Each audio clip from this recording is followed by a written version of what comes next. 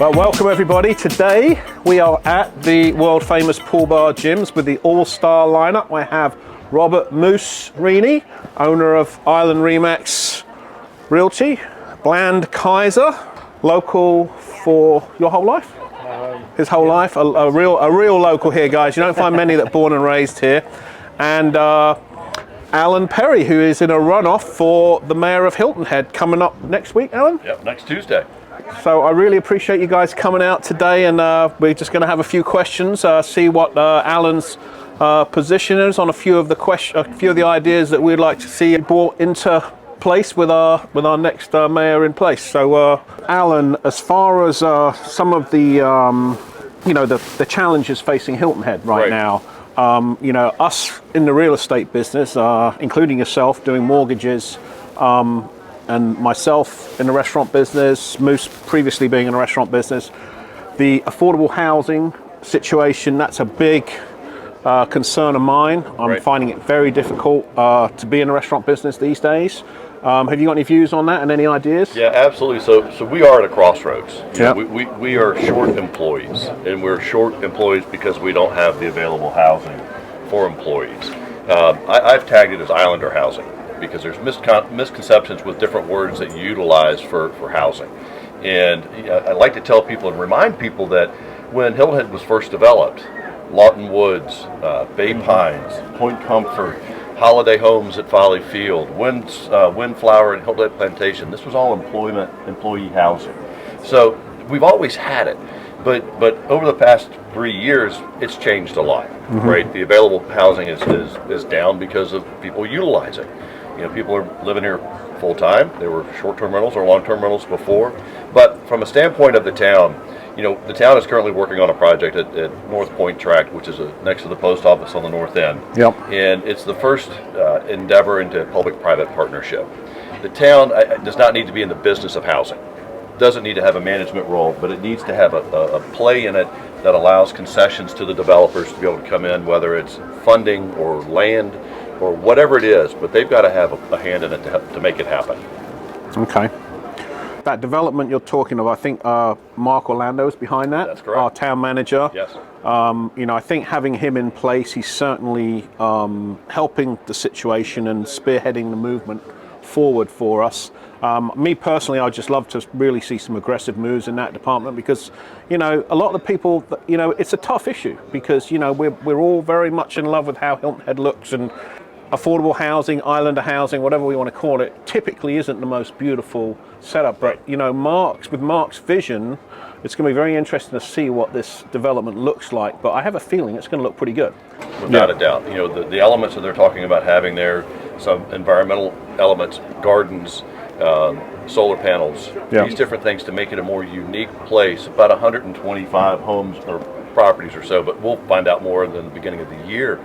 But we've also got to be ready to go for the next one. Yeah. Because there is a shortage. Now, the question comes around, is the next one, does it need to be on Hilton Head? Does it need to be in Bluffton? Where does it need to be? How do we look at transportation as well? We got to make certain that we're addressing all these issues. So one of the first things we're going to do when we get in office is do a capacity study. Right? What land do we have available that can be utilized for projects like this? Yeah. That hasn't been fully identified. So that's step one, is to say, okay, here's the land, this is the ones we can use. Yeah, I know Mark has done that. He did a presentation, Moose, I know you were there, and there was a couple of parcels that weren't specifically bought for preservation. To me, I think we've got to dig deeper. I think we've got to say, okay, in the summer we need an extra 1,000, 2,000 places to put these people that we need to run these businesses. And, again, Sam's Club, it's sitting there. Yeah, it's not going to be the most beautiful year-round residence for maybe people that have been in the business 15, 20 years that need a home, but it could provide some much-needed houses for, residents for 100 days. I mean, I think we have to really dig deep and look at all the options. There are some parcels of land on the interior of Hilton Head I've looked at with some, developer minds, and I think we need 1,000 doors at least to put a dent in it. Right? Well, it's to do this. They've had studies. They've had people from Colorado. I was at a dinner they had telling us about how they do things out there. I think right now they're going to start getting things done, and you have to actually have a perfect storm. What's a perfect storm? you have to buy property at a real low price, because don't forget, we can't charge a lot for it. So we have to find a property for a real inexpensive price in the town. Mark has identified, because the town owns a lot of property throughout the island. However, every parcel is different. Mark explained to us that this parcel here has strings attached. Cannot be this, cannot be that. So it's easy for us locals to say, well, why aren't they using that? And to critique the town and to dog them and throw them under the bus. You don't know all the details. Yeah. So when Mark enlightened us to saying, look, this parcel you can't do it with this one, but this one you can. Yeah. So he found a company that was willing to erect the buildings and so forth, and he found I think it's 11 acres or 16 acres. So it's big enough to be insulated and so forth. It's right on off of 278, the post office in Wild Horse Road. Yep. Yeah. And Spanish Wells, across Spanish Wells Road. So it's a good location, and they're going to have discount and reasonable rates. Yeah. So because the developer's getting that, he's probably getting a discount on fees and impact fees. Right. So now he can charge a lot less because it took him a lot less funds to acquire this. Right. I think we need some real flexibility, structured purely, really, hardly defined for this issue. It's like what happened at the Christian Academy. That was a little bit of a waste, in my opinion. There was very few allocated, but we gave them some extra density, right? Yeah. So, with that project, what you look back at is, okay, what didn't work, right? Just because it happened and it just wasn't perfect doesn't mean we don't need to do it again. We've got to learn from it and take it forward and adapt to it.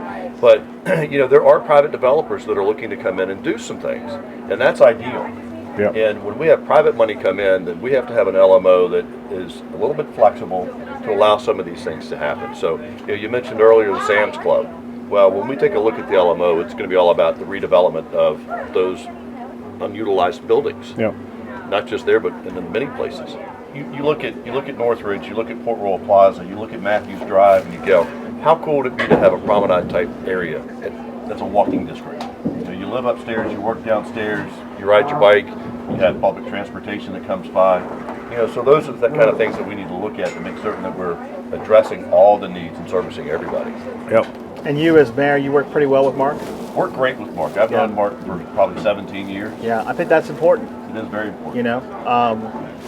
Alan, if you ask him a question, if he doesn't know the answer, he feels confident in the people around him to get the answer. And you work well with the council and so forth? Yeah, so, through the years, I've gone to council many times, especially for the rec center and that expansion project that we did there, $13 million. I've worked on that for a long time, fought with council to get it for the people. It is important to have that relationship, to be able to call somebody and they pick up the phone. So accessibility, you like the fact that you can reach out to somebody and you're going to get a call back. Tristan, you know the business, buddy. Glenn, you know the business. Yes. We don't survive unless you guys call us, but we have to call you back. That's right. So I'm big on follow-up in all businesses. Yeah. So that really means a lot. And of course, no one's going to catch every call, but if you call me right back, hey, that's all I can ask for. So Alan Perry is definitely available. And I've called him during the workday, people. So he picks up the phone. All right. It is important to have that relationship. To be able to call somebody and they pick up the phone, and you can have that conversation. So, what's your background in community services? So I've given to the Heritage Foundation. I'm an announcer on the Ninth Green. Used to be the Ninth Green. They did away with that. And your father was how long? Announcer. He was 33 years. Yeah. 15 years, so now I'm on 1 or 10 as a starter. Sure. United Way Allocations Panel for Hunger, PTI Committee, which is a group that makes certain that there's marketing out there on flood insurance and that you get a 25% discount on our flood policies. Current, chairman of the LMO Committee, vice chairman of the Planning Commission.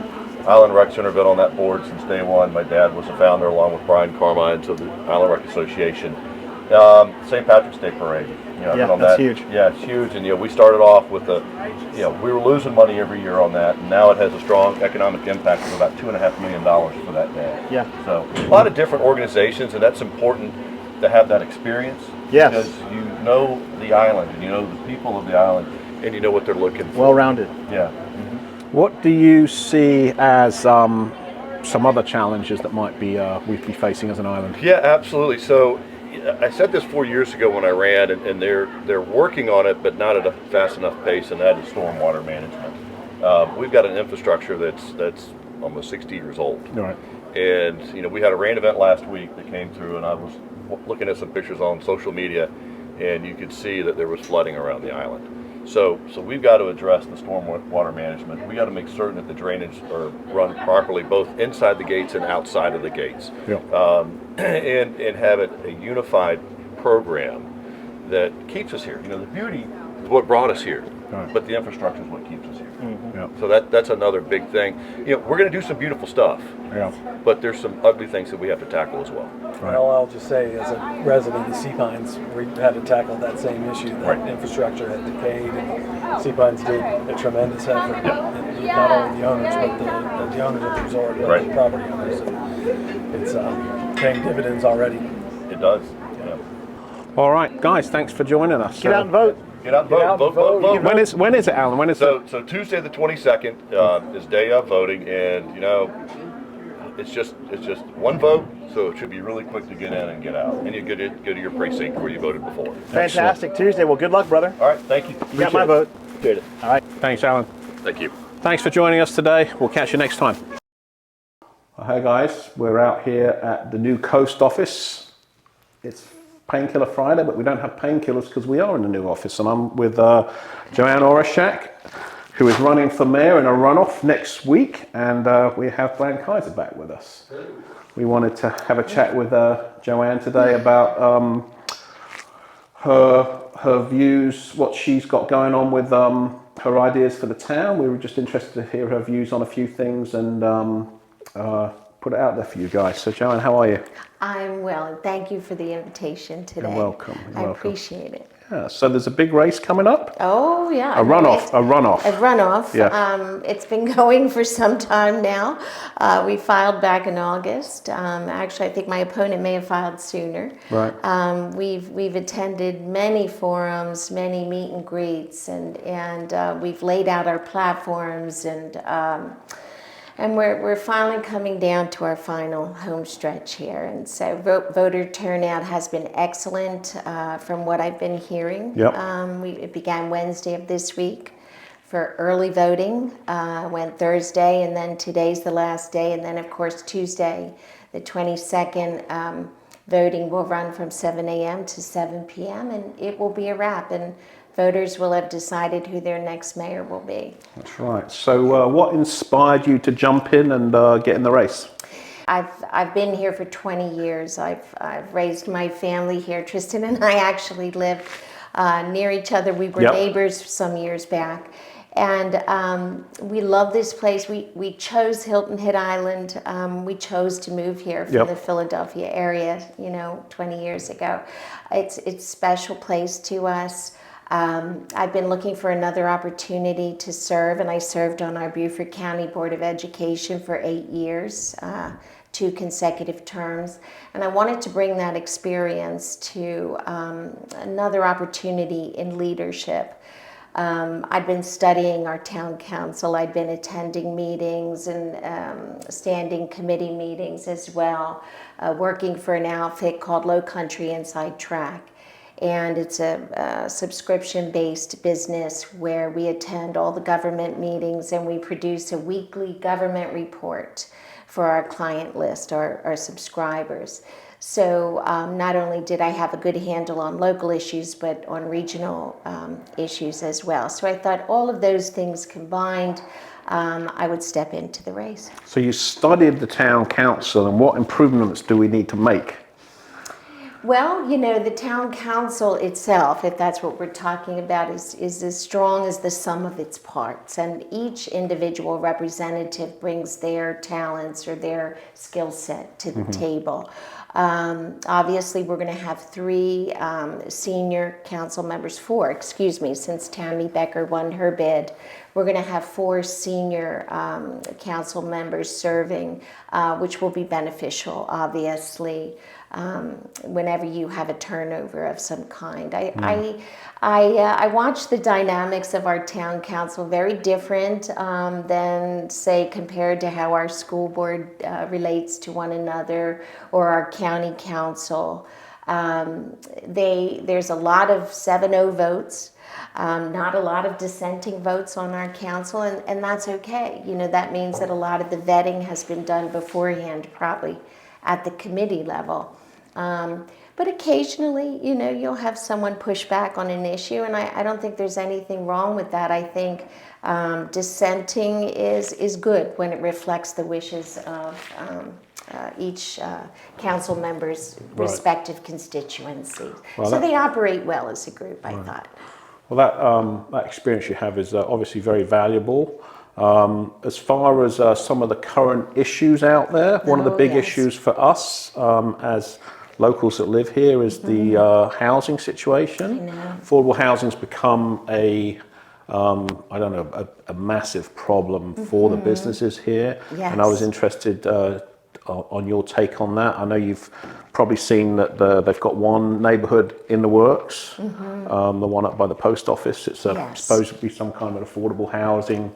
I think the details are still, I've seen kind of, it's going to be 100 to 150 doors, and I haven't seen too many details on how that whole thing is going to pan out.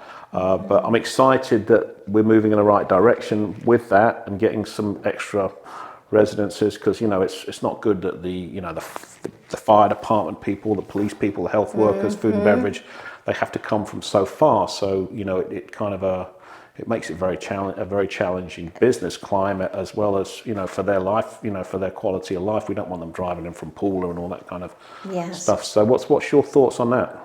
So, you mentioned the North Point development behind the post office. That's going to be a public-private partnership with the town. And as you say, some of that is still being vetted. The details of the working with the developer and the town is taking place behind closed doors right now, so the public hasn't been privy to those details. Also, the town council just adopted an affordable housing work plan, and it's based on 4 basic principles or pillars, as they say. Funding. We need to have multiple funding sources. We need to have the public's buy-in. That's a big one. We have to be able to oversee the project, all the way through successfully.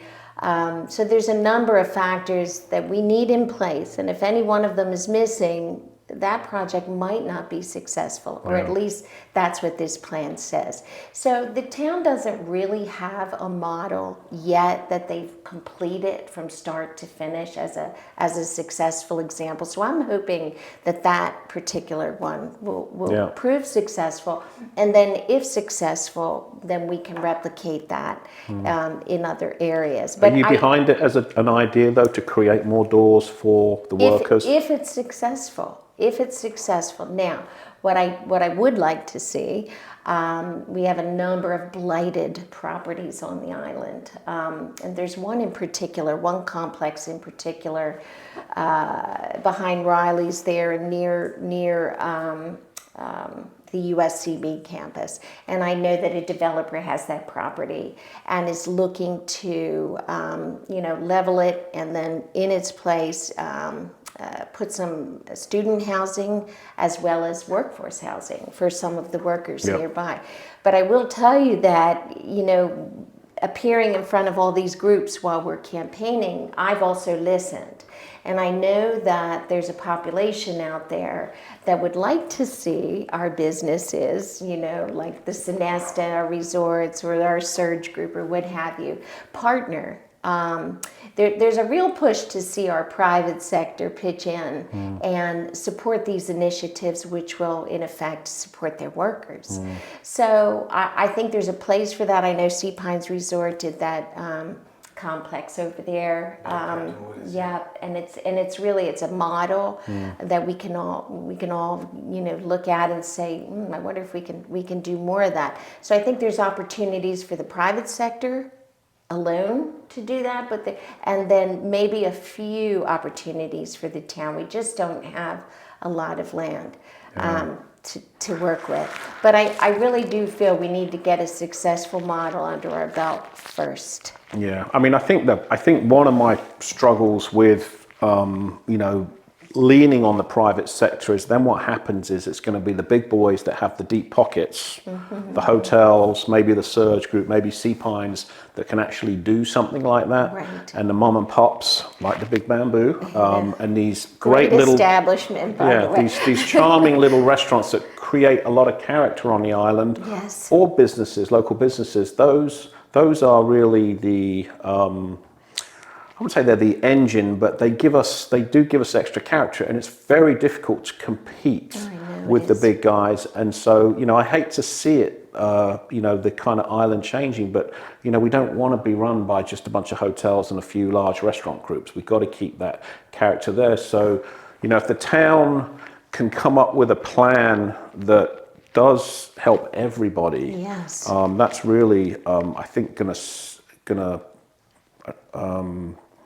save what we have, because I mean, Bland and I go back 30 years, and we've seen a lot of these great establishments on the island go out of business, right? Another contributing factor, and we've talked a lot about this, is the transition from a lot of our long-term rentals to short-term rentals. And I know that a lot of our workers were in long-term rental opportunities, and they've dried up. Yeah.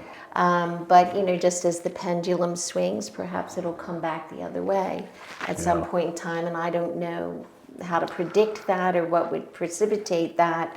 Yeah. It's an interesting time in real estate. I think with the introduction of Airbnb and all those other rental services that allow people to turn their homes into mini, vacation rentals really did become very appealing for a lot of second homeowners, and people that work for me lost their places to live because of that change. And where are they coming from now? May I ask you questions? the buyers, your workers now, are they having to live off island? What's going on? yeah, a lot of them are having to go, but even Bluffton's become very expensive. I did a search for homes under 300,000, and that's just tough because with interest rates where they are and everything. I mean, I think the reality is the island probably needs 1,000 front doors to put a dent in the service need that we need, whether it's hospital workers or food and beverage or emergency personnel. And, we've got a lot of areas on this island that are not looking too great. There's a lot of, I agree. commercial buildings that have been sitting empty. There is space. We're a big island. We're the second largest island on the East Coast. And, sometimes I'm driving down saying, wow, we're the number one island. We could really use a clean up over there, couldn't we? Yes, we could. So it would be lovely to see some action in the town to really address, affordable or discounted house, however you want to call it. It doesn't have to be ugly. No, and I agree. We should focus on converting some of those existing rundown buildings. That's probably our best opportunity. Yeah. So another piece of it I've heard is transportation. Yep. And also the town council has agreed to participate in a regional housing trust fund, which will go a long way because there are multiple players, multiple municipalities in the county participating in this. Do you know about this? I've heard briefly about it. Okay, so it will be an opportunity. That's another funding source that we can use. And if we can't realize the opportunities on Hilton Head Island proper, obviously we could look to perhaps Bluffton. Yeah. Now transportation, there's been a lot of discussion about transportation because many of our workers are coming from a distance. And that's another area that the town council can look at going forward. Yeah. We have a really strong town manager in Mark Orlando. And there's a clear separation, there's a clear division between the role of the council and the role of the town manager. It's incumbent upon the town council to provide clear direction to the town manager. Look, these are our needs. This is what we want you to do. Yeah. And we have to articulate that clearly. But then it's the town manager's job, obviously, to come back with the plans. Yeah. A lot of times as a mayoral candidate, you'll get a question, what are you going to do about, issue A or issue B? And I say, I gently explain that, look, The council as a whole has to direct the manager, and it's the manager that comes back to us with the actual plans and how to proceed forward. So, well, we believe Mark's doing a great job, and will continue to do a great job. And whoever wins on Tuesday, we hope will really work with him, because he's got some really good ideas. His vision, I think, is moving in the right direction. And so, just before we wrap up, so what? So we've got this big election coming up, runoff on Tuesday. So, what is to all the people out there watching? What is your platform? What's your main thing you're standing for? The bridge and corridor issue, hands down, no question about it. And I know that housing is probably a close second, based on feedback we've been having. But I think that is the project of a generation, frankly. And are you for the current plan? I saw the current plan. The town and the county signed a memorandum of agreement, but there's a significant portion of the population that had some questions about the plan. It's a 12-laned structure bridge right now. And it's not just about the bridge. Obviously, it's about the flow of traffic. It's about adaptive traffic signals and how this is all going to come together. That is, no question, the most important issue before the town right now. The housing issue, that's critical. We've talked about that a bit more than. So you're kind of saying you're going to try and work with people, but you're not dead set for the exact plan. You just kind of want to see how it pans out, or are you really strongly behind any of? Couple changes I plan to make. Yeah. Day one, action items. Number one, we have to put together a community oversight group. That's critical. People have been calling for that for some time, but the seated council dismissed that. They formed their own oversight committee of employees from both the town and the county, but it doesn't include any citizens. So that holds the town more accountable? Yeah, obviously, if you want buy-in from the community, you've got to engage them. You've got to bring them to the table. And as you know, we have a lot of very talented, highly educated people with engineering backgrounds, and that could add great insight and input and feel part of the process. When the school district passed their last bond referendum, one of the factors that led to its success was they formed a community group to oversee all the projects as it unfolded, and it made all the difference in its passage. So there's that. The other thing is, I really do believe, and I believe from the get-go, that the town needs to do its own truly independent end-to-end study looking at all options. Now, there's one built into the MOA between the town and the county, but there are some that question how independent it really is, because the folks doing the review are reporting directly to SCDOT, so they're linked. And so the town could certainly do that. That's something I will facilitate. But again, you need the supporting votes to move that forward. I can certainly try, and everybody's responsible for their own votes. But these are not ideas that are new or that are radical. They've been simmering for a long time prior to this recent vote to move forward. And I think they need to be executed. So I plan to do that. At the end of the day, if the people of Hilton Head Island are not pleased with this product, okay, this bridge and this corridor project, we can deny municipal consent, okay, and the project doesn't go forward. Some have worried, would we lose funding? No, we're not going to lose funding. I don't buy it. We're Hilton Head Island. We're a major player. Economic generator in the state. I don't believe for 1 minute we would lose funding. And SCDOT would never let us get into a situation where we were unsafe. If we were in any sort of danger, SCDOT would not allow that to happen. So I think there's a lot there. There was a lot of dragging of feet leading up to this point, a lot of delays, which is unfortunate.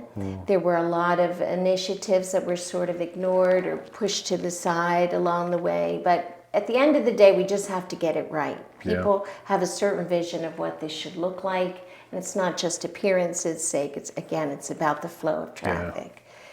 Then we've got to listen to the people. Yeah. I remember when they opened the current bridge in 1981. That seemed like such a Herculean effort back then. So this is going to be Maybe we should just go back to the old bridge.